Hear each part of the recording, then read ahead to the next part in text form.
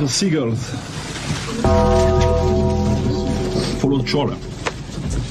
It's because they think sardines will be thrown into the sea. Thank you very much. Talking nonsense. So I thought, no, enough's enough. Why should I put up with that? Talking nonsense. So I thought, no, enough's enough. Why should I put up with that? Don't back down, double down. Don't back down, double down.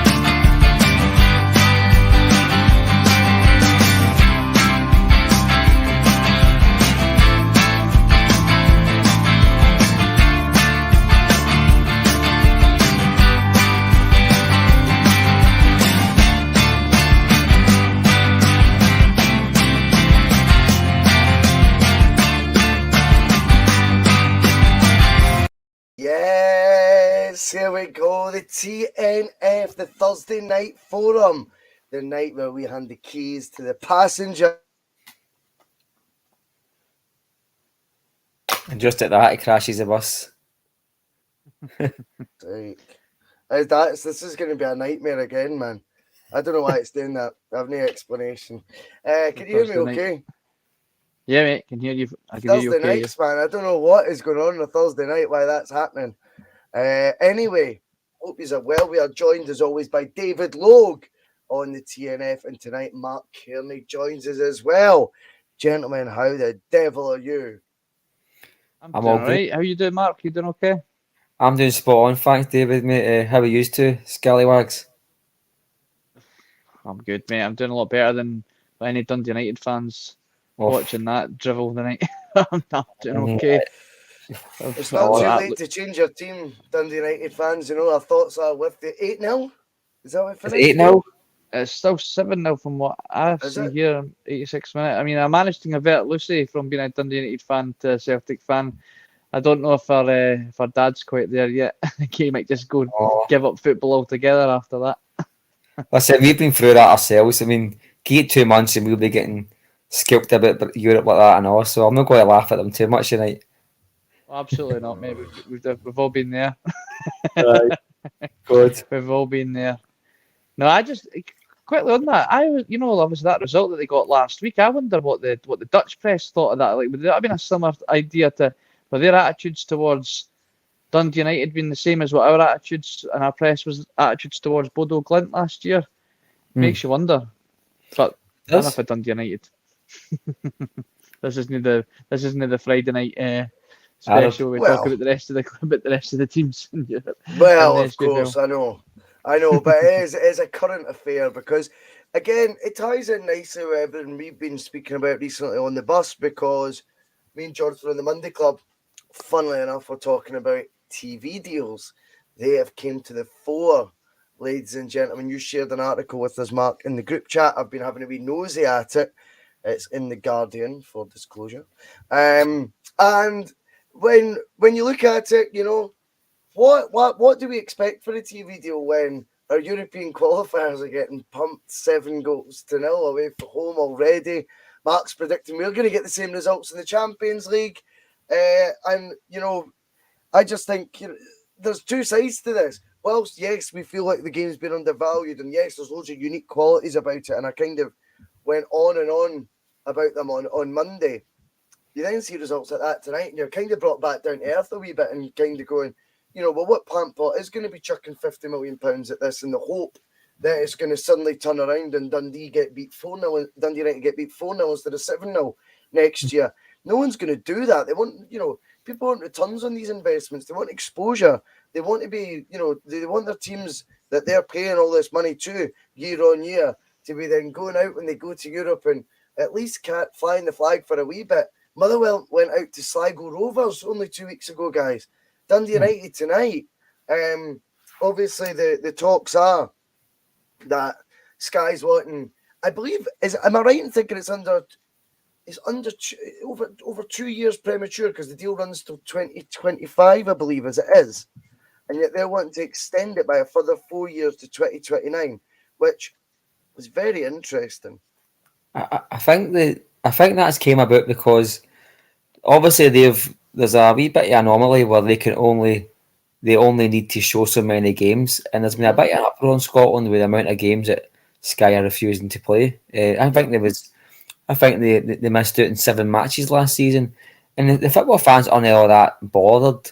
It's when you can't watch matches like last Saturday. That's when all the aggro comes in, and this new deal, 60 matches, but only a guarantee of 42. And they've also upped the home games to 5 maximum rather than 4. So, which means that there's going to be 5 further games. I don't know if you read this, David. There's going to be 5 further games that all the other teams can sell on a pay-per-view basis. So what I'm reading into that is Sky are going to sweeten the deal with the clubs to say 42 is probably what you're going to get, right? But we're going to give each and every one of you an opportunity to sell 5 matches. I'm going to suggest at least 2 of them are going to be against Celtic and 2 against Rangers to a pay-per-view kind of setup. Celtic will have 5 home matches, so will Rangers. So that, see, once you start adding that up, that means we're going to see less home games, away games as part of a Sky package. So that's just going to give teams like Ross County a chance to make money, but it's also going to take money out of our pockets for another subscription 5 times this season for pay-per-view. So it's not a good deal on paper, and it's not a good deal in practice either, in my opinion. Well, I think the interesting thing, what I always look at as well, and I think the article alludes to this, Mark, is it's not just always about whether the deal looks good on paper or not, albeit I take that point as well. Sometimes as well, though, it's about the timing of the deal. Why? Why would Sky Sports be 3 years early looking to extend the deal, which would be a deal that would run for the next just under 7 years, David? That's how long. Now, let's be completely honest. The last deal was done kind of at the last minute, and on the basis of Sky's was the only realistic offer on the table because, like I've told you before, I know people cry for BT to come back. BT Sports do it. BT Sports way undervalued Scottish football. If you think Sky Sports do, you have another thing coming. I have spoke that was like I can't remember the name. I worked there, right? And it was some head of like the sports department for London who came in. We could all ask questions.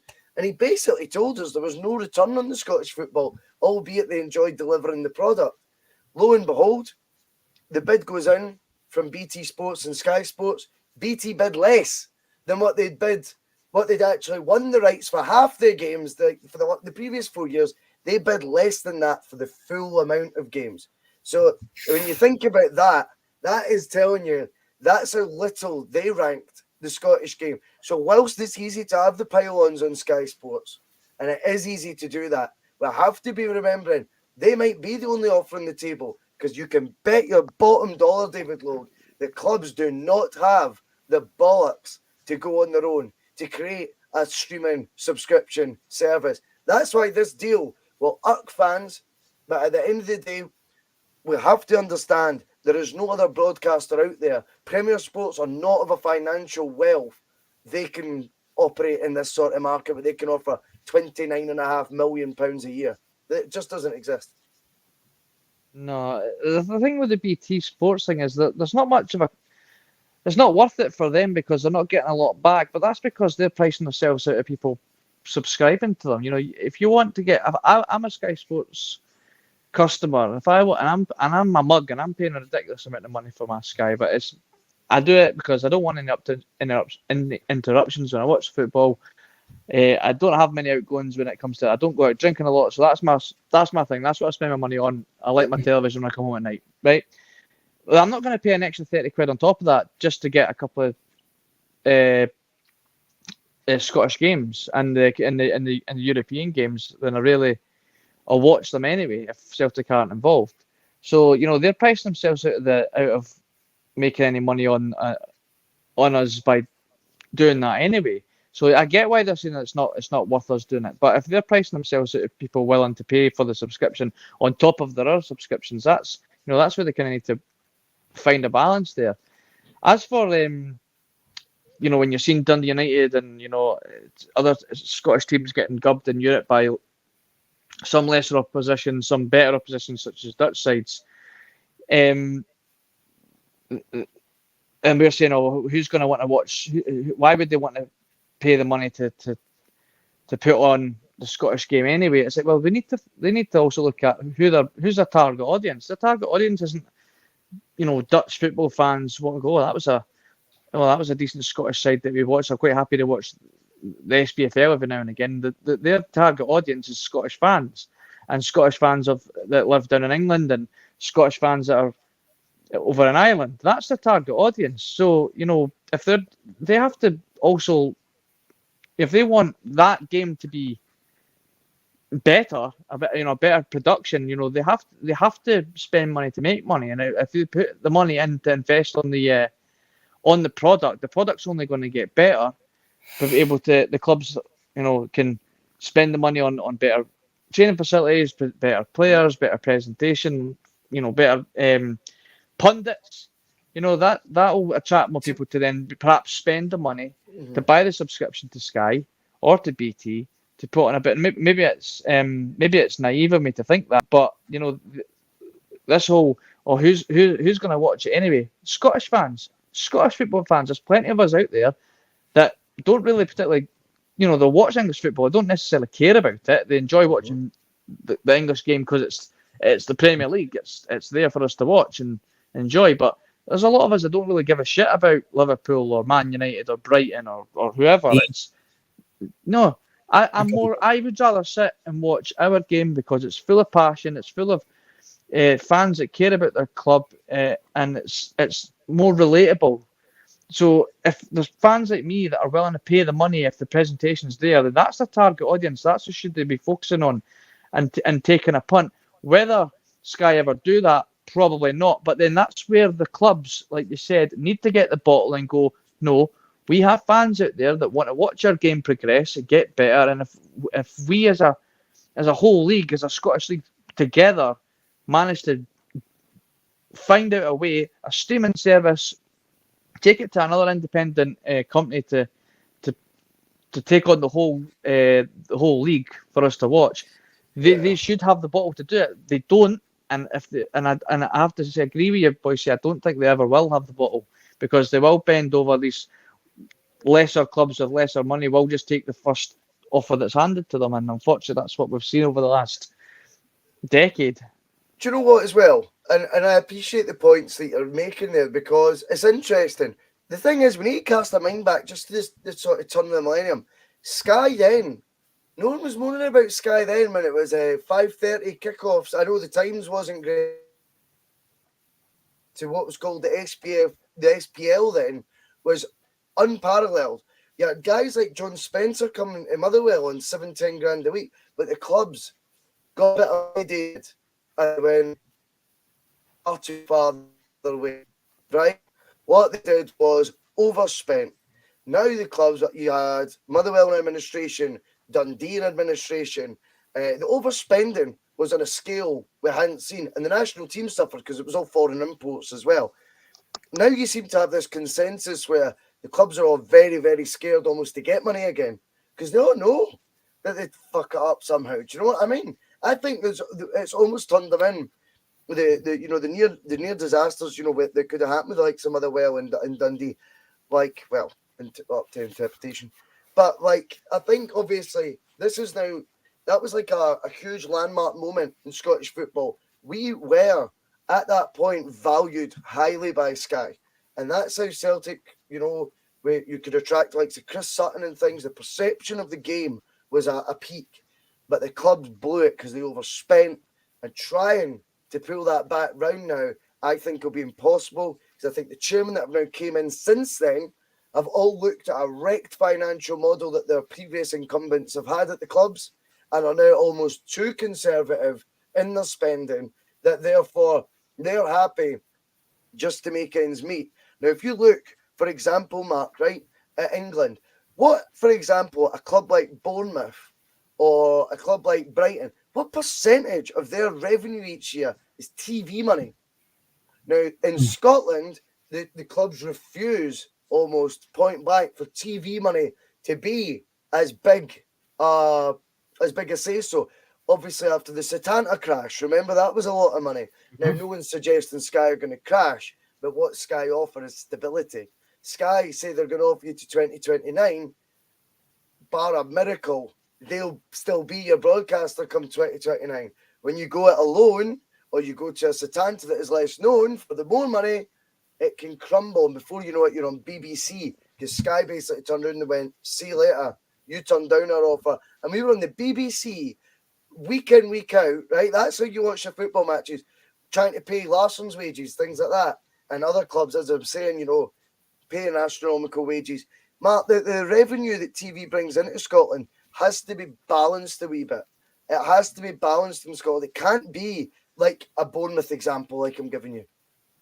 No, absolutely not. And I think that's quite evident. Like, say, Celtic probably received about £2 million from Sky last year. That probably wouldn't even pay the youth set up for a season. That's peanuts to a club like Celtic. And I think relatively across the board, I think each team must just see that as a big chunky their income, but they wouldn't spend on the basis of that, because that'd be foolish. You know what I mean? They'd be in debt very quickly. You know what I mean? And I think that's the thing about Scottish football is our biggest income is how we promote ourselves, how we sell tickets.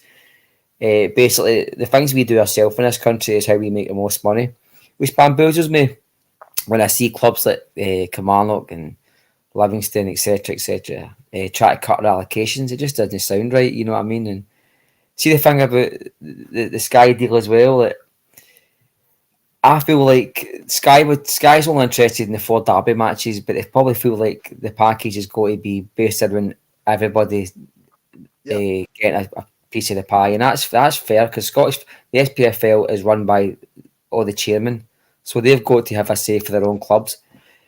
But I almost feel like the clubs could be taking like a wee bit of they could be speculating to accumulate here. There could be ways to get around that. They could be like, say, Sky have got the rights to their matches, and maybe they had derby matches, but a deal put in place where you're able to tender the market and see what's out there, see what sort of third party pay-per-view service would do. David was talking about Sky Sports, and I must say, I'm about £110 for me. It's shite, but see if I could cancel my Sky Sports tomorrow, I would pay the same £40 to an SPFL TV, because I'm not interested in Liverpool, Chelsea, Spurs. Honestly, I couldn't even tell you who their keeper is, or I could probably tell you 2 managers in that for England. I'm not interested. Honestly, couldn't tell you a captain, a player, nobody. So, to be quite honest with you, I'd pay the £40 Sky Sports to an SPFL TV.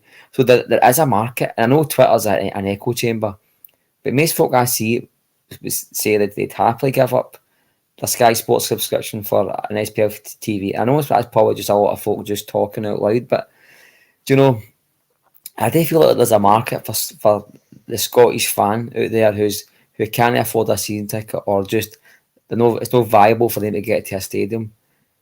And there must be avenues run about that. I mean, what we found out in COVID is there was the blackout period by UEFA was easily quashed. They found their way around that for 2 seasons there. Pay-per-view, there was home matches being streamed through club websites. So if COVID found that avenue, then there must be loopholes. Lawyers can get involved. There's always ways of fixing these things, guys. And Spot on. if the clubs want to do if the big matches are exclusive to Sky, I think the smaller clubs would be happy with that. But given like there's parameters out there for them to tender the market, see what's out there, and then return to the table for talks for an actual package for season after season. We're quite small-minded, I think, in Scotland. Yeah, I mean, we'll round it up. I mean, just on that one, but just as a quick snap answer, David, Mark, if this deal that's been proposed right now would be extended to 2029, do you or do you think fans, David, would be happy with the decision, yes or no? No, I don't think so. Mark? No. No, there you go. Well, the article's out there. We'll find out if it's going to gather pace or not. But talking about gathering pace, it was linked with Atletico Madrid a couple of weeks ago. Yesterday and today, it's been Chelsea and Man United. It seems quite far-fetched. You know, I think Juranovic is a good player. I don't know if he's of that level. What I would say, though, is, again, like we were saying about, the last topic we were talking about, the timing. Why has Juranovic been linked again with moves to other clubs? Is someone mischief making? Is it the media? Is it getting Celtic as always? Is it his agent maybe trying to talk his name out there and touting his name to the biggest of the big and hope that it could be a club next? Is Juranovic behind this? Is he feeling a wee bit like, short career? I'm making a wee name for myself. I want out. It could be a lot of things. One thing as well, you never know. Are Celtic looking at their squad? And as they tend to do, as I've always said since the start of the summer, they do tend to sell one player for a decent fee each summer. Have they identified that Juranovic could be that guy? I mean, I just don't know why the story won't go away about Juranovic. I think it can be nipped in the bud relatively easy and positive. Come tomorrow at the press conference, Andrew's going to be asked by it. We've got some wonderful journalists and fan media journalists there who will ask the key questions. I know it. So expect Ange to be getting really tricky questions about Juranovic and why these stories continue to get leaked to the media. David, I'll come at you first, mate. Juranovic, it is going to be a story. I think I put my neck on the line, if you like, 2 weeks ago, I think it was, or 3 weeks ago in here, and I says I fancy him to be the one gone before the window shut.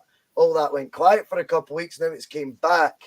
I mean, got to be honest, my mind hasn't changed. I think Juranovic will not be a Celtic player come the 1st of September. What the reasons behind it are, I'm not sure. I'm not saying it's him angling for the move. It could be his agent just wanting a big payday because that's what agents are all about.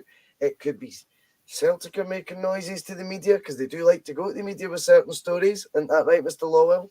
So, there could be truth in it from many angles. But my hunch is Juranovic, if there was to be a player leaving Celtic, that's what I'll say. I'll word it better. If there's to be a player leaving Celtic before the end of the window, it'll be Juranovic. Yeah, it's beginning to get more and more difficult to disagree with you. I'm still not 100% sure. I still think he's going to be a Celtic player by the end of the summer. I think I think it's perhaps the agent that's making some movements there. If he's hearing that apparently Atletico are interested. Agent. Sorry, mate. He's a bold agent, isn't he? Chelsea and Man U. No, he must be. If Chelsea and Man U, he must be aiming for Barcelona by those. No, because if Chelsea's are interested, bet your bottom dollar Barcelona are interested. Man United one isn't really that far fetched, if you ask me. I mean, were they not trying to just? Apparently, they were being linked to Arnautovic just 2 days ago. I mean, they're not exactly going for the big guns in the transfer window, and they look like they're not necessarily able to attract the big players at the minute. So Juranovic is, I think, if he's getting linked to Atletico Madrid, then he's more than capable of being linked with Man United with having a bit of substance there. But if I'm being 100% honest, I don't see the move happening. I think it'd be a silly move on Juranovic's part to leave for in a World Cup year to go for potentially move to a club like Chelsea or Man United, where he's not going to be guaranteed a starting place. I'm not convinced though, David. They're the clubs that he'll actually go to.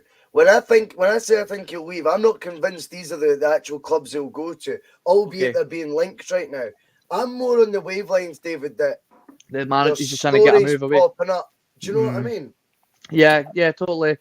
It's that whole thing, like where it was the case, Kyle was getting linked to Man United 1 year and he ends up at Brighton. That's right. Remember that? Right. I used to say Ferguson will be wanting Kyle. He's an animal. It's an absolute animal in the midfield. Ends up at Brighton.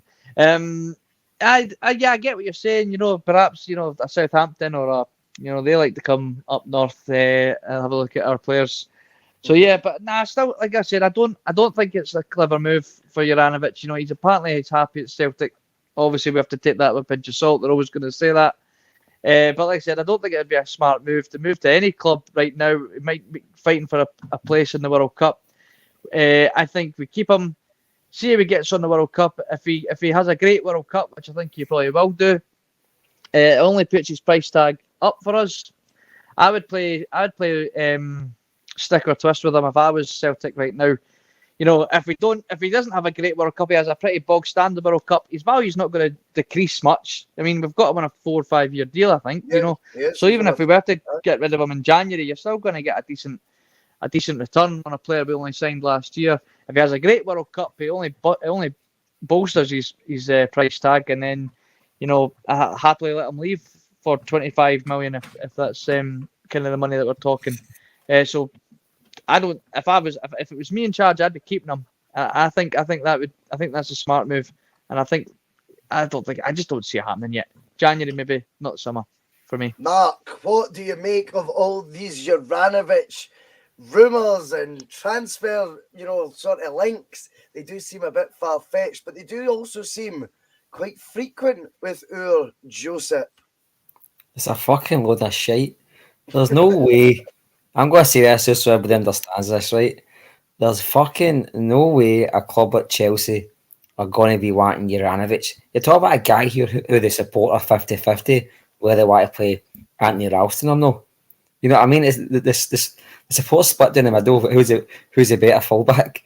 I mean, I thought Atletico Madrid was hysterical, but when I saw Chelsea and Man U, I mean, honestly, I actually refreshed my phone in case it was like a spam or something, on my phone or some sort of bot taking over my. Oh, come on. Listen, I heard David there mention Southampton. If he ends up there, I wouldn't be shocked. I think that'd probably be a good move. I still don't think he would get a start every week. I mean, come on. I mean, Atletico Madrid, Chelsea. I actually agree with you, Bhoycie. I think his agents try to sound him out. Because see, when you're linked with these players, agents all talk, clubs all talk. Mm-hmm. Your name starts to ring out there in the football world. Do you know what I mean? Who's this guy? I don't know how good the right backs are in Croatia. I don't know who's up against. It might be the only right back they've got that's worth his salt. You know what I mean? And it might be playing against somebody who's world class and still getting a game. So for me, I don't know how good Croatia are, to be honest with you, in right back position. All I know is that there's this genuine shouts for Anthony Ralston at right back, which tells me he's not at the level that some people who cry at the side of the football pitch think he is. I mean, they talk about a guy here who, if he got his way at Ibrox, we would have walked away that day with a fucking 2-3-0 defeat rather than win the match. He tried his best that day for us to lose that game. I mean, I know I go on about him sometimes, but it's just because I see this kind of hyperbole about him. I don't rate him the way some people do. I think he's a bit like Ryan Kent. If he does a wee spin the ball, it's getting retweeted for 2 weeks. He's a good player, and I'm more happy for the guy to start every week. I prefer Ralston in certain games, to be honest with you. I think the bigger games, like Juranovic probably starts, but I think Ralston's just as good as him in the run of the mill matches. In fact, I would actually suggest that when things are going tough, I'd rather have Ralston at the back because he's more aggressive and he gets forward better and he's got that wee. His numbers don't lie. What's that? His numbers don't lie. His numbers don't lie, Bhoycie, but there seems to be this kind of cloudy vision with Juranovic. I don't understand it, but we've all got our favourite players. I don't see past Ralston, but I try to judge a guy on what I see. Some folk just think he's amazing and that fireball and they just can't get over him. They think he's brilliant. And honestly, I'm going to say it again. I mean, there's absolutely no fucking way. See if Chelsea, a team who seriously look at the Champions League and think, oof, we're talking last four here. We're talking maybe a final if we play our cards right. See if he's that level of player, then Scottish football must have turned into an absolute world-class league in the last 2 seasons because he's hardly a standout guy. Come on, he's no ripping that apart in Scotland, isn't he? I mean, his crossing's terrible. I mean, his defending is good, you know what I mean? But he's up against guys, as you mentioned there, that are coming for the English fourth tier. They come up to Motherwell and Ross County and all that, you know what I mean? That he's not up against world beaters here. And in Europe last year, he played a lot of minutes and they get scalped about the park. We lost a lot of goals in a lot of games, you know what I mean? But I'd be shocked. I think it's just his agent talking. And I'm going to go one further. See if I'd mentioned Turnbull as a player that I think we could be dispensable. But I'll go one further than you boys say. I think Celtic will sell a player. I agree with you. But if actually see now that Hatate's looking like he might be in and out the team with injury and all this, that I'm actually going to change my mind. If it was going to be Juranovic or Ralston, Juranovic or Turnbull, I'd maybe take the punt and just maybe sell Juranovic and see what money they get and try and reinvest it. Well, it's weird because the thing is with the Juranovic deal, it's obviously something that, as I say, was quite lively, then not lively. I'm not getting carried away with the clubs. That's my whole point here. I think the club's linked is like, if it says the agent, for example, right, who's pinging the story about, right, then he's aiming high. So his client's not disappointed when he gets, like, you know, a Brighton, for example, right? Because it's still mid-table English Premier League. So that's like, all right. But I'm not convinced that the stories will go away. I think there is.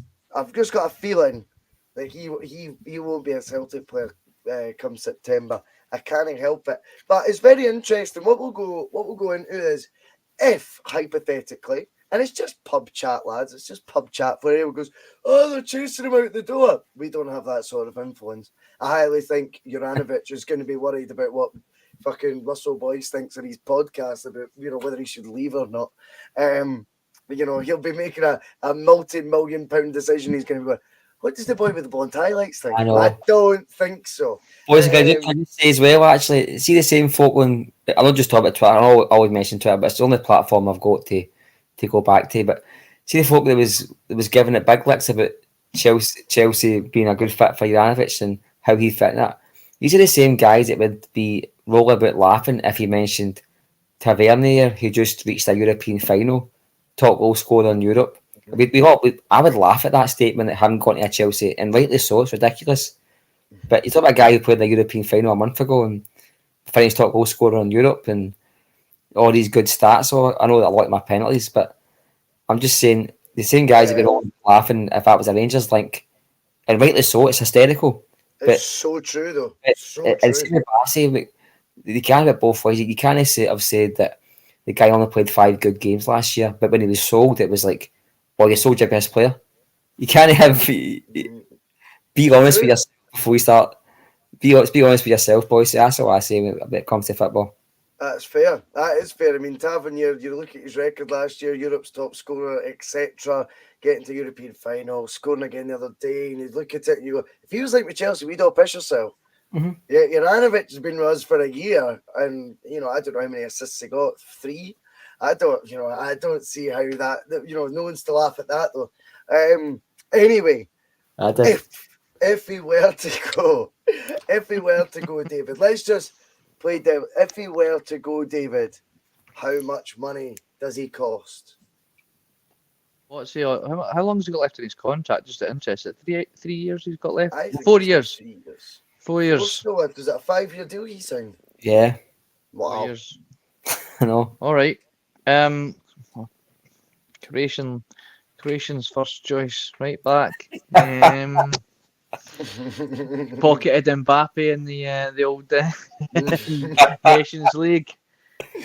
Don't know. Realistically, would they be signing for 2.5, 3 million or something? £2.6 million. 2.6 million. I would. Realistically, and what we've just said, I'd say take. Folk will maybe jump down my throat here, but I'd I've put you on 15 the million. spot, eh? 15 million. I think you're right. I think 15 million. Remember, just bear this in mind. Bear this in mind, guys. How much did we sell Virgil van Dijk for? How much did we? 12.5 million. Just put that in perspective. Well, we could That's totally what all I'm add these add-ons come on, didn't we? But you're right, 12.5 million wasn't a lot of money for a guy, but It's because one of the arguably the best centre back in world football at the the last couple of seasons. Only took him 2 more years to get to that status. We sold him for 12.5 million. And we're expecting 25 million for. And I know folk will say football's moved on in that length of time, but he's not anywhere near. He's nowhere near Virgil van Dijk's level, even when he was at Celtic. So I'd say 15 million. I would take right now. I would start the bidding. I would start the bidding at 15 as well. I'll be honest. I think 15. Bhoycie, realistically. What's that? Just not mean. I'm not trying to prove a point, but realistically, I think the bidding for me starts at 10. Fuck. I'm not trying to fuck up, mate, but we'll put it this way. Right, Bhoycie? I'd say the best left back that's played in Scottish football, and Andy Robson didn't play much football. The best left back that played in Scottish football, probably in generations, right? Probably breaking right back to like Danny McGrain as a fullback. Went for 25 million, right? And that was like astronomical figures. That was like astronomical only 2 years ago. Yeah. And I don't think that guy's anywhere near that level. And I'm not just saying that to try and get comments coming in. I don't think he's anywhere near that level. If you're talking Celtic with level, he's not 12, 13 million with a potential add-on another 2 or 3, rising to 15, 16 million, I think that'd be, for something that costs us £2.5 million, that'd be a great deal for Celtic. I mean, to times your money by 5 would be phenomenal business. He's hardly, let's be honest, right? European football is what they judge players on, right? And he hardly lit it up. He took apparently against Bayer Leverkusen that me and you both agreed, Bhoycie, was just about his own self, his cockiness. If he misses that, right? He misses that, and it's got a penalty did not impress me at all. The way you could look at it, I suppose, is because I know a lot of folk are probably disagreeing with that comment, but we've got half a support that want Ralston starting, and we've got half. So how much Ralston signed a new 3 or 4 year deal? Did he not? Okay, let's flip it and let's say we're going to sell Ralston this summer. How much do you want for Ralston? I'd say £6 million would take him. I think Ralston. See, Celtic get a £6 million bid for Ralston. Celtic would sell him. They would sell him, yeah. Right, and I don't think. See, if Ralston's here, I think Juranovic is there, and that's me being polite because I'm on the internet. Yeah, there's not much in it. Not much in it at all. So that's the point. Why I'm asking. It's when we've got half a support that it's quite close. It's quite close. A Croatian international first choice right back. Was it? Name another Croatian right back. I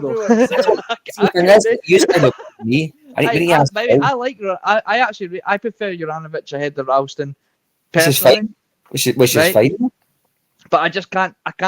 This 20. It's just saying 25 million after one season of him, and I know there's all these factors you have to put into place in terms of he's length of contract and blah blah blah blah. But when you get rid of the length of contract, when you look at the contribution of what he brings, at the end of the day, Ralston had a better contribution last year. He's no Croatian, mate. But he's no Croatian. Yeah, he's not Croatian. Yeah, that's the thing. It was like that when Lee Griffiths was scoring 40 goals a season. See if he was French. Oh yeah, Bhoycie. Folks say it's just the whole. Man, you bought a player for West Ham for 70 million. You go, Aye, but he's playing for West Ham in the league that they actually rate, playing 30, 40 games against high-level opposition who they also rate. They see, put it this way, see even Kieran Tierney playing at that exact level of what he was at Celtic, he'd have went for 40 million. But because it's at Celtic, they go, right, okay, we need to judge it on what we can see, the opposition. The same way, see me, we bought Juranovic. We bought him for the Polish league, and all due respect, the Polish league isn't very good. We paid £2.5 million, right? And he's probably a standout in that league, right? Yep. So He's only there for a year as well. If he was a standout in Holland, he'd be 15 million. But he was a standout in Holland, so when Man U look at a standout in Scotland, they go, who's he playing against? Motherwell, who's just bought a striker for Oxford United. They go, right, that is, I know it's the wrong way to look at it, but it is the way to look at it, mate. And I don't even think he's been a total standout in the league. I mean, who won? I don't know who won right back of the year last year in the SPFL 11. I don't think it was him, was it? No, but Tavernier. Well, I do something. What Patrick McLaughlin's saying is, right, at the end of the day, it doesn't matter what we, I'd love it if we were getting 30, 40 million thrown at us for Juranovic, but we have to be realistic here, and it's right now, I don't think, but this is what I'm saying, 12, 13 million is nothing to sniff at. A player that we only signed a year ago, we keep him to January, has a great World Cup, because he's going to pocket Mbappe and everybody else, like he did in the Nations League. Then we'll get our 25, 30 million for him. Happy days. How much would you pay for Tavernier, David? See the comments. How much would the Celtic fans pay for Tavernier? Who's and I just forget they were Celtic fans for a minute. Right? Let's just pretend we look at his CV. He played in the European final 5 weeks ago. Top goal scorer in Europe, 164 goal contributions. Forget 500 penalties, right? Just forget that for a minute. So that's proper. That's proper on paper. That is proper, you go, right, that is a proper player if you're looking at that, right? We know the truth, right, that he's not that great, right? We know the truth, but if you were a club scouting him, you look at his stats, you go, that is a standout, right? So, it's the same Celtic fans who are saying 25 million for Juranovic. What would they say is the starting price for Tavernier? Because I think a lot of them would say 8-10 million. And that's a God's honest truth. The first comment comes in, Tav is worth 8 million with all due There you go, Bhoycie. End of my point there, you know what I mean? Boys, you see the thing is, that's why I'm not popular, because I say things, I take away the fact that I'm a Celtic fan sometimes, I think. Take away the emotions, I look at the reality, mate. Yeah. And some people just don't want to see reality. Some people think, I mean, that everything that Celtic touch is good and all the rest of it. And it's no, boys. I look at it and I go, right, I want Celtic to be the best team in the planet. See, to me, Celtic is the best team in the planet. But the reality kicks in and I go, well, Bodo Glimt put 5 past us. And I go, oh shit, we're no. You know what I mean? Reality does kick in eventually for some folk. Yeah. Some folk take longer, mate. But I tend to start off at a low point and try and build myself up. In transit comes in, and good to have you on the bus. In transit, it says, what about Gigi, top scorer in the Dutch league, and we got him for a few million now. In transit, the thing is with the Gigi deal, and it's a fair point that you make, but that was a relegation release clause. His actual release clause, had his team stayed up, would have been £12 million. It dropped to 2.7 million because his club got relegated. So that was the thing behind that. But we will now go to the forum, because we've had a lot of fun tonight already. Has anyone got any other points though in the forum they would like to discuss tonight? And I think the Tavernier thing. If he's 8 to 12 million, but Juranovic is 15. I don't know if there's bias in that or not. I mean, anyway, it's not for us to debate. Let's hope we get as much for Juranovic as we possibly do. But the chances are he will be gone, in my opinion. I can't help it. Phil McGinley's showing you some support, Mark. He says, Mark backs it all up. He doesn't just say something controversial and walk away. He always tells you his rationale. At the end of the day, it's all opinions anyway. It's what it's all about. Thanks, Phil. What did we get for Frimpong? What did we get for Frimpong? 11 million. Right. 11 Who's million. better? I don't know. I think Frimpong. Frimpong will go on to have the better career now. Oh, aye. Okay, Definitely. just bear that in mind. Oh, definitely. I'm convinced of that. The boy from Barca looks to be off. You were saying, Mark, in the group chat, you never seen that transfer lightly. Cheers for the point, Kaiser. Good to have you on the bus, mate. I mean, see, to be honest with you, I'll give you my take on that. When I seen another attacking midfielder, David linked, it just blows my mind that 4 weeks ago we were having to justify having a potentially signing a free transfer third striker, because we've only got 2 out-and-out strikers right now. And we were trying to convince people that a third striker, and people are telling you, it's too many. How's he going to get a game, Jordan Larson? Then we're being linked with another attacking midfielder. I have to be honest, I didn't see. I agree with you, Mark. I didn't fancy the transfer to go through. I'm not quite sure it's the market we need to go in, but it's not the only one being linked this week, David.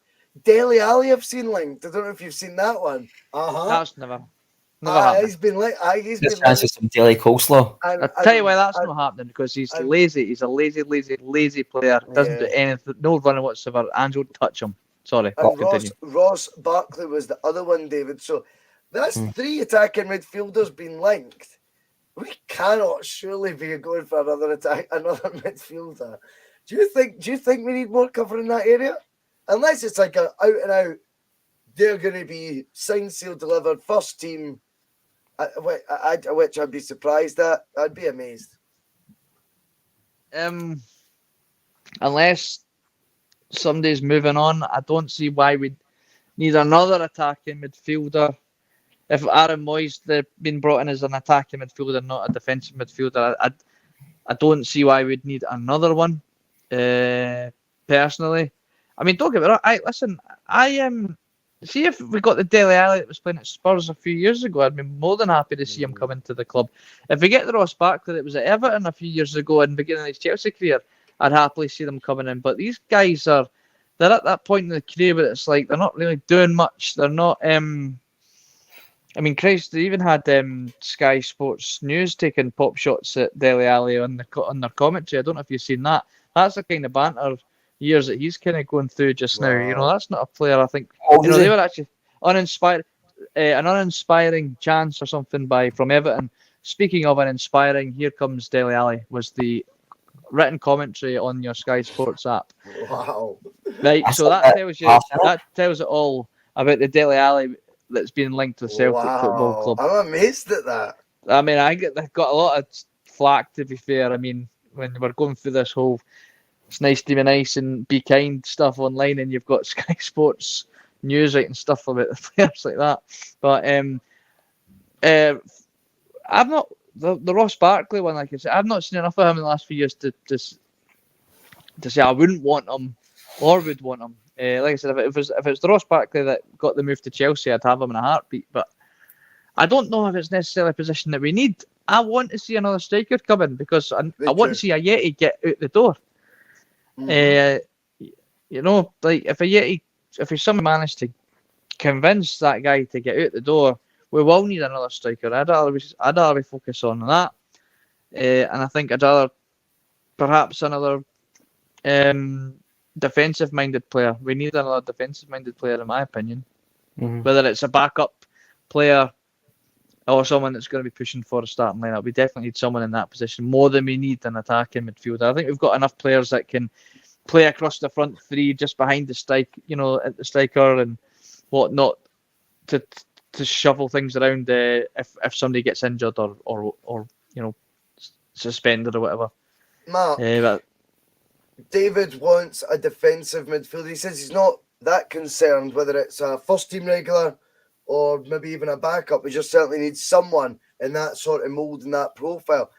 But between the 40 million for the Champions League and the 15 million we're selling Juranovic for, there's plenty of money in the kitty, is there not?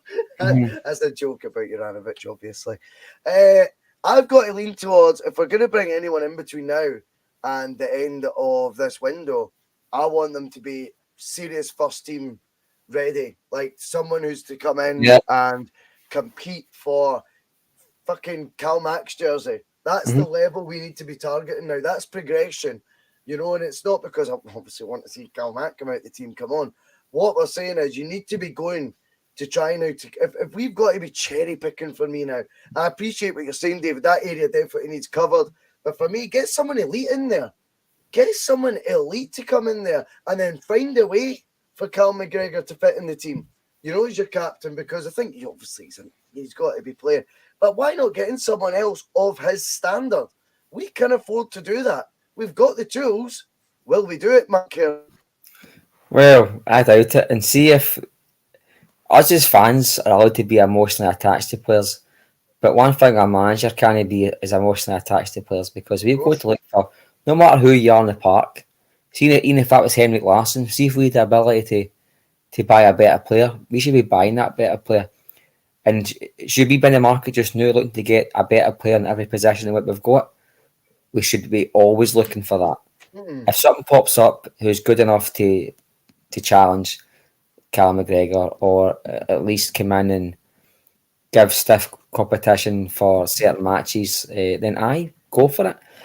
I disagree slightly. I think O'Reilly and Turnbull are very similar players, but I think not so much competition. I think we need proper backup players there, because there is times where one of them could be injured, which leaves you one player left, which means they're going to need either rest time or they're going to need replaced on certain matches. So I think having a third player would be a good idea there. Even if it is only a lone player, I don't mind that. I think absolutely we need another defensive midfielder. For me, I'm sorry to say this, Aaron Mooy, it looks like I think the amount of game time he's had in the short space of time tells me that Ange is really, really trying to push this guy on the support. He's really want to give this guy minutes, because to me he looks like a testimonial player. Looked to me like he was so unfit, it was unbelievable. I don't think mobility is his game. I think his passing is seemingly pretty good, and his awareness on the park is really good. He's not going to conquer it at Celtic. He just isn't. I really don't, buddy. I don't think Ideguchi is here. I think Ideguchi, out of the 4 Japanese boys, is going to be the one that doesn't make it. And I don't think it's a bad thing on Ange. Some players just don't fit the mould, and or just don't fit the league, or just don't get a chance to make it because of injuries. And some folk are just blighted, and it's just cussed. I think he's going to be one of them. He looks too slight for me. Looks too skinny. Have you been surprised that Moyes had the amount of game time already? It feels like he's elevated up the list. I think there's 2 ways of looking at that. There's 2 ways of looking at that, though. At least I thought at face value, it didn't look an inspiring signing, to say the least. I was very underwhelmed by it, because I didn't see how he would get near our first team. That's the honest truth. I didn't see how he would. But he actually has featured so far. And that's despite arriving without the pre-season, which I thought would have went against the grain of what Ange was about. But anyway, each to their own. Has the game time he's had surprised you so far? No, because I've heard Ange say last week that he's not got a first 11. Well, with all due respect, that's just not true, because the back 4 picks itself. It's the same back 4 he plays every week. The strikers pick themselves. It's the same strikers he plays every week. And the midfield picks itself. It's the same midfield as he plays every week. So he has got a starting 11. I don't know any manager that hasn't got a starting 11. But I think Mooy, I think he's very, very much Ange's man. I think if there ever was a player that, like Maeda is one of them, I think, who Ange just feels like he has to come in and push it on the support, like to win the player over to the fans. I think Mooy is very much in that mould. Say Maeda's turning that bit as well. I think fans are beginning to see the truth with Maeda. He's 110% every week, but his ability is maybe lacking, and that's where you want Jota playing in Abada. I think the same with Mooy. I think Mooy is going to be given a lot more opportunities at Celtic than McCarthy ever got, and I also feel like Mooy is going to get a lot more minutes before. I always felt like you do your pre-season behind the scenes and get minutes and accrued relatively slowly. This guy seems to be doing his pre-season on the park. It's bizarre, you know what I mean? And that's a great point. And I feel like, and I don't think there's anything wrong with having favourites. Like Neil Lennon was Martin Neil's favourite. There's nothing wrong with that. I mean, it's natural. But I think Mooy will be a player that I think Ange will turn to for a lot more game time than probably what he's deserving or what he would be normally if he was just walking into the team as anybody. Yeah. Yeah.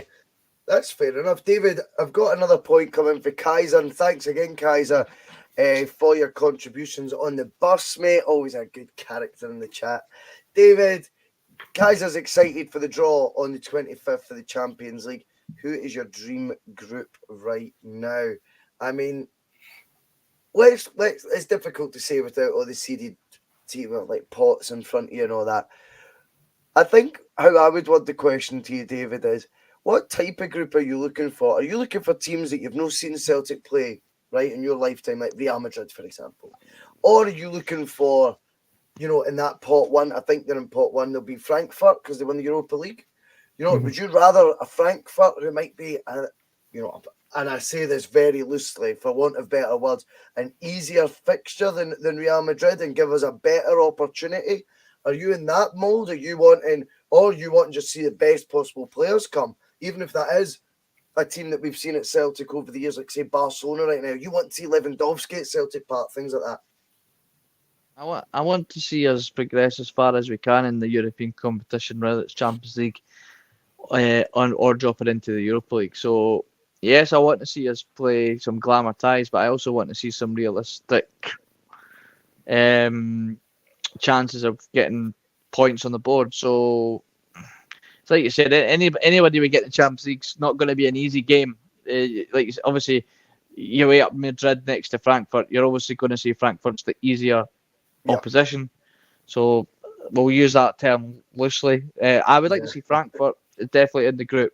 Also, just a bit of, almost that little bit of what if, you know, if we had, you know, what if we, you know, play the team that they didn't manage to beat in the final. Just would be, it's just the rivalry and intrigue there for me. So I'd like to see them. And Madrid in pot two, you know, they won the league, didn't they? Did they win the Spanish? Pot two, I think. Barcelona.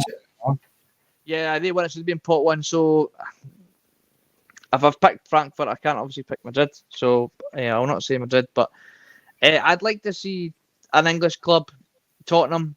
I fancy our chances against the Tottenham side just now. They're obviously getting a lot better with Cairney at the helm. But it would be I would like to see us go up against an unusual tie as well. Aye. Yeah.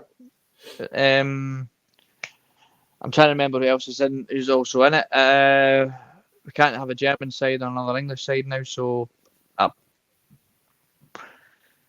guys, you're gonna have to help me out. Who we got in it? Italian side would be good. Yeah, Inter maybe or AC Milan, but I think AC won the league, didn't they? So they'd be in pot one. So I guess Inter and the other. I would just want to. Here, mate. Sorry, mate. Stenhousemuir. Just say Stenhousemuir. East 5. What about you, Mark? Are you looking forward to the Champions League in terms of? I know it's not your favourite thing to go to. We know that. But in terms of the group, what sort of group would you like to see Celtic get? Would you be quite taken to see? Do you think if we got like a Real Madrid, that would pique your interest a wee bit? Just because I can't think of our lifetimes when we've played them. They may well have done, but I can't remember it anyway. It must have been before I was born.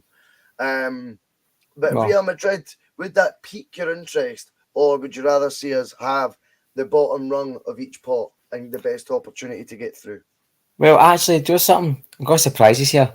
I think that Celtic's best chance to get a third place and go into Europa League is for us to get like a Real Madrid and Liverpool. Because what that would do is that would cancel out third and fourth place. All you've got to do is get 4 points in that group and you go through. Mm-hmm. Because the third pot team, is they going to be going to Liverpool or Real Madrid and beating them? So all you've got to do, I think, if you get two really good teams, is get 4 points, which sounds easy, but it's no.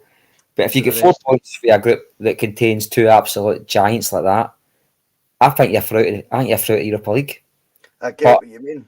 But if you flip it and you had teams like Eintracht, Frankfurt, and just say a Porto, and then just say a Spurs or something, you get a good chance of getting 5 points in that, or 6 points in that group, and Yep. finish bottom. Aye. Yep. I mean, so for me, you've already mentioned it. I want to just close my eyes and it's right. Let's just see where we went to. I'd rather just flick to the end of the movie than watch us get rattled. And that's just me personally. I'm in a minority there, but a Liverpool pot 2 and Madrid pot 1, and just see a Napoli for pot 3 for talking sake. Yeah. Would it be a disaster? Because then you're almost saying to yourself, right, our competition is the pot 3 team. If we can do a 2-leg thing in our head where we get 1 win and 1 draw for talking sake, we'll go through a UEFA Cup, because you're going to assume that the pot 3 team isn't going to go to the Bernabeu or Anfield and win, and then they're certainly not going to probably beat them at home either. So I'm 50-50 with that, mate, because the big ties, what I will say is, see, we're going to get beat heavily. I don't want it to be an English team, because I don't want an English press boasting all week about how a Liverpool beat Celtic 5-0. I just couldn't stomach that. Yeah. I'd rather a German team or a Spanish team that beat us, because it's forgot about the next morning. Mm-hmm. But if an English team smashes us, it's going to be, oh, look at this, and I couldn't stomach that. But if we want to go through, I think 2 big guns would give us a chance to finish third, because they would just take all the points between the 2 of them. Well, it's interesting your take on that, though, Mark, because there's a lot of comments coming in, saying I'd always fancy us to beat an English team at home. I hope we draw an English team because of that. Michael Ross comes in saying we have a great record versus English clubs. And to be fair, we do. I mean, there's 2 sides to it, I suppose. Can Celtic go back, to the sound of klaxon, but to the Martin O'Neill era when we used to love the bigger the better, bring them on. And we used to kind of rise to it, whereas now it seems to be almost like we're chuffed to be this tourist attraction. We're mere buzzing that if Barcelona came to town, Lewandowski will be photoed with a Celtic scarf on and a Celtic shirt outside the ground, and he'll give a wee quip to the Daily Record saying, oh, it's a great stadium, it's an honour to play here. And then in 5 years' time, we'll put that in italic writing with an image of Lewandowski in grey, and we'll share it, and it'll get shared all over Celtic Twitter, and we'll treat him like he's one of our own. And all that bullshit is what's costing us now. Celtic used to be hell for players. And the reason it got the reputation is because they'd experienced hell and they came out it going, what was that? Now they come, and let's be honest, the players are probably, when they're doing the warm-up, taking selfies. That's the truth, just saying, what an arena, what a place to be. Whereas before you used to look at them, it made, honestly, the hardest I had, I always go back to when we played Valencia. And Ayala was centre-back. I'll be talking about this on Nostalgia next week. Big Sutton gave him the fucking threw him about like a rag doll, had him greeting for his mammy. And you knew part of that was the whole occasion had got to Ayala. It wasn't just Big Sutton, although he takes the most credit. It was the whole occasion it got to. He was going, I can't hear myself think here. And I've got this big 6'4" numpty standing on my toes before crosses are coming in the box and that. And I think Celtic needs to go back to being more of a cauldron again and stop all the niceness. No, we're not going to be taking, putting up tweets of photos of their bus arriving and saying, oh, welcome to Celtic. Fuck, welcome to Celtic. Mm-hmm. I would love to see the Green Brigade outside, the ground and doing what Liverpool did and getting all the smoke bombs when the away team comes in and let them know they're in for hell. That's what has to change in Europe. That's what will get the guys like Marc Cairney back interested, David.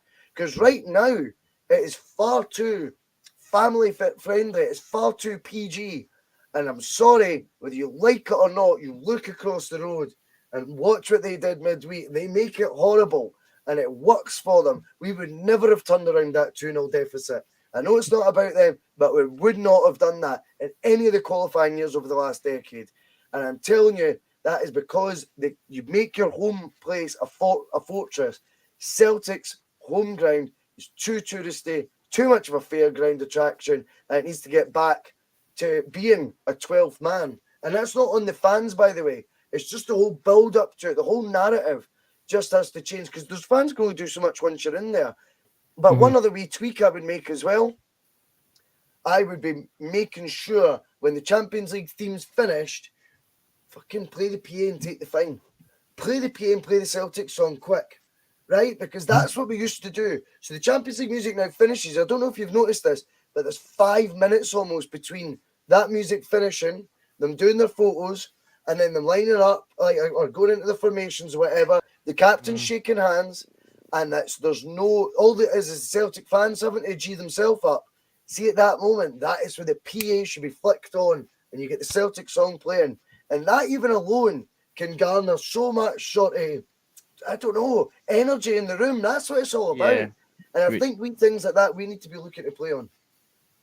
Yeah, you're right, because that 5 minutes of silence gives, well, not silence, but of calmness like before the storm, essentially. That allows the players to gather their thoughts and get themselves, in the zone. If we start, like you say, get the PA to start, even just to start, because I know they're not allowed to do it anymore, but if they start the song enough that it gets the fans, going, that doesn't allow the players to gather their thoughts. They're going to be too busy looking around, going, "Oh my, here we go, I'm in the cauldron," and hopefully it gets them enough that it puts them off their game and it allows us to play. We as fans as well, we're quite guilty, I suppose, of when these teams come to Celtic Park, they know how to almost silence us with their sort of streetwise, I'll call it, tactics.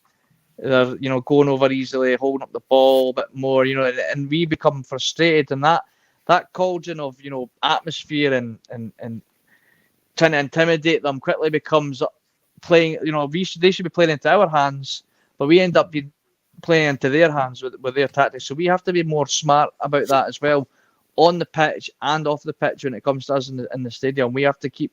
We can't allow these teams to quieten us. We need to keep it going as well. And like you said, it has become a tourist attraction. It has become we're allowed to be proud of what people think of Celtic Park, obviously, but that has to be almost weeks after they've shat themselves. Yeah. We need them to be shiting themselves, go home, clean their drawers, and kind of about 2 weeks later, when they come to terms with it, go, "Wow, that was some atmosphere." Like that got to me, to be fair. Not this whole, I should really get the phone out and show the kids this. I better make sure I get a scarf off one of the fans, because they're, we're throwing scarves to, passing scarves over to the opposition fans and stuff. Like, that's all great and all that, but I'd rather they left wiping tears away than of fear, rather than tears of joy after they've scudded us 6 or 7-0 at home. Spot on, mate. Mark, anything to add on that before we go? No, I'll just echo that, mate. I don't think Celtic Park's a good atmosphere, but it's almost enjoyable for the away team. And the Champions League anthem, there's no a louder noise in Europe when that anthem goes off, but then reality kicks in and you're 2-0 down within 17 minutes. And that's got to stop at Celtic. If you get any ambitions to be any sort of competition in Europe, I think you got to start making it intimidating rather than making it enjoyable. And I agree with Bhoycie, it's actually embarrassing when you see Celtic fans with these tweets that Iniesta said, and somebody said in 1946 about Celtic. It's just act like we call ourselves a big club. Let's just act like one and just get back on the park and start winning matches and forget about what Barcelona fans think about us. Absolutely. On that note, we will call it a night on the T.N.F. David, Mark, it has been a pleasure on the Bhoycie Bus. 122 live right now. Remember to hit like, hit subscribe if you want, and you hit the wee bell for notifications. If you want to become a Bhoycie Bus member, like 39 others have, then feel free to do so. It is completely optional. All our content is free. For myself, David, Logue and Marc Cairney, good night.